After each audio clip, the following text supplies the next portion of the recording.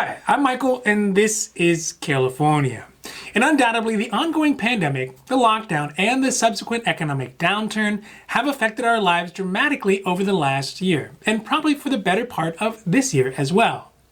Moreover, the effects of the pandemic is having on our economy could cause increased problems with the Social Security retirement program as soon as 2022, especially for those older Americans who will be claiming their benefits at the age of 62. This last year of lockdowns, of lower earnings, and lower tax revenues are only going to add to problems to the struggling Social Security program, which was already expected to be unable to meet its financial obligations as soon as 2035. So with all of this looming, President Biden promised while on campaign that he would reform the Social Security system by potentially adding a minimum guaranteed benefit for Social Security benefits to help those low-income seniors, adjust the way the yearly cost of living adjustment, or the COLA, is calculated to give beneficiaries an increase that more accurately reflects their needs, as well as to try to fix some of the systemic problems with the Social Security program. So today we are talking about what Biden might do during his likely one single presidential term to fix Social Security and keep benefits high enough to allow seniors to be able to live with dignity. Now this is your daily dose, and before we get to it, if you like this information, if you find it interesting, if you find it helpful, please don't forget to like and subscribe. That way you can get updates when our newest and most informative videos become available. One of the most popular and enduring entitlement programs in the U.S. is Social Security. As of June 2020, nearly 64 million U.S. residents were collecting Social Security benefits, which means Social Security recipients represent more than 1 in 6 Americans. This number is only expected to grow as more and more of the baby boomers shift into their retirement age. That being said, despite its popularity, the program was already on a heading for a crash in benefit cuts before the pandemic started.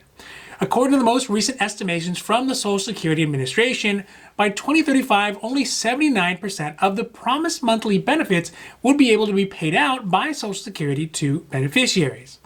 This prospect is only going to be made worse by the economic effects of the pandemic. The reason for this is because of how Social Security benefits are funded. They are primarily funded by a payroll tax, which is part of the reason why there is a difference between the amount of money you put into your pocket on payday versus how much you actually end up getting paid. Additionally, the way Social Security benefits are calculated are based on how much a person earned over their lifetime. So with the economy in the tank and less people getting paid and in turn paying less payroll tax, it means there's even less money that is going into the trust fund for Social Security. Furthermore, with beneficiaries having basically a gap in their income for 1 year, it could reduce their overall average lifetime earnings and affect their Social Security benefits for the rest of their lives. This is specifically why President Biden has made it part of his priority of issues to try to reform the Social Security program, to ensure that seniors will have benefits that can afford them the security and retirement that they were promised and that they worked so hard for. One of the biggest changes that Biden will seek to do is to include a floor or minimum guaranteed benefit to beneficiaries.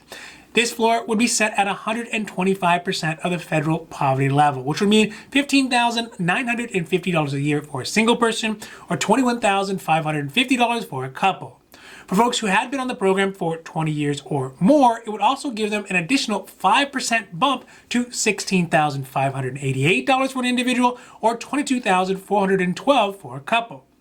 This minimum floor would mainly benefit those beneficiaries who work jobs for the lowest incomes, which would normally result in the lowest benefits, and who often find it almost impossible to live on their current Social Security benefits. It would also help correct the older Americans who were not able to work for the full year as a result of the pandemic from having their benefits calculated unfairly low.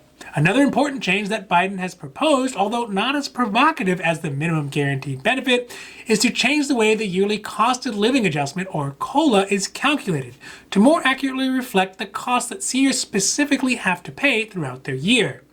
This adjustment would put more money into the pockets of Social Security beneficiaries every time their COLA increased to their benefits. The big question is going to be, how is Biden going to pay for all of these reforms? Because although each of these changes will put more money into the pockets of lower income Social Security beneficiaries, the money will have to come from somewhere. A key way that Biden could get the extra revenue that he needs to fund the changes to Social Security would be to change the way high-earning Americans pay into the Social Security tax. Currently, only wages up to $142,800 are taxed at 6.2% for the purposes of Social Security. Everything else above that is not taxed for Social Security.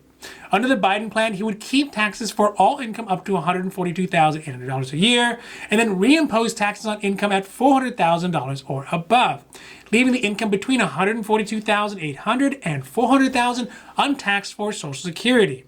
But eventually, they would start closing that gap until everything above $142,800 is taxed. Undoubtedly, getting a reform like this passed would be challenging, just by its nature of taxing wealthy Americans and redistributing the benefits to lower-income Americans would make it a core target for Republicans in the Senate, who have long fought to reduce entitlement programs as a whole.